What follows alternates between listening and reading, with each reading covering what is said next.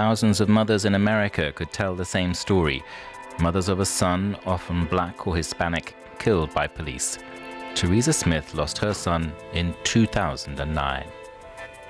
When I saw his body, and I saw what they did to him, I knew he had been shot in the back. But I didn't know who killed him. She asked to be told the full circumstances of her son's death, but didn't get the information she sought. For years, she wasn't able to obtain the names of police officers or the department they were in. Her campaign with other mothers to have transparency led to legislation in California obliging the police force to release files in certain cases. She will get the documents in the coming weeks. They will add to what she has already learnt. Oh, I'm sure I'll find something out about that, yeah. Because of the 5 police officers who killed my son, 2 of them killed 2 more young men after my son. And they got promotions and they got awards afterwards. You put out all this stuff about him. I want to know what you've done. Are you so clean? California's 1421 is called the Right to Know law.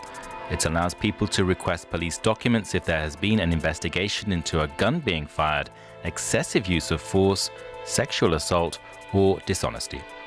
Police departments must reply promptly, provide information on an officer's record, including written reports, taped interviews, and videos. Wanda Johnson also lost her son in 2009. Oscar Grant's case drew more public attention at the time because it was filmed on several phone cameras. He was arrested on the Oakland Metro. Already face down on the ground, he was being held by one officer when a colleague shot Grant in the back. The police officer said later he meant to draw his taser and not his gun. The officer was sentenced to 11 months for involuntary manslaughter. Grant's mother had no information on the officer on trial, but she has it now. She was among the first to request it this year. She learnt he had previously faced 6 investigations. That's appalling to me. And I was like almost really done reading after that, because you knew that he had 6 prior, and you're allowing him to be on the streets.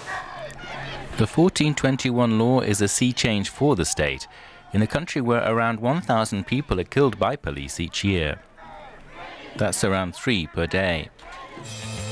With California joining other states with similar laws, the Los Angeles Times has joined forces with dozens of other U.S. media outlets to create a nationwide database on tens of thousands of police officers linked to violence or who've been investigated or sacked for misconduct. People can see, for example, who made a false statement, was found guilty of homicide, or used excessive force. Police unions in the state initially sought to block the release of pre-2019 police records. They argued in court that the law was not sufficiently clear on protecting the rights of police officers. Implementation rolled out unevenly across the state. One police chief says he has done all he can to implement the law. One of the challenges, simply compiling the various tapes.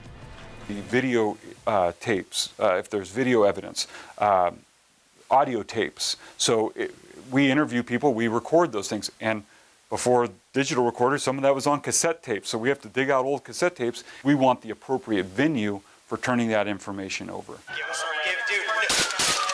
Tackling police violence is ongoing. A law in California from the start of 2020 requires officers to use other techniques to address threats instead of using deadly force when safe to do so.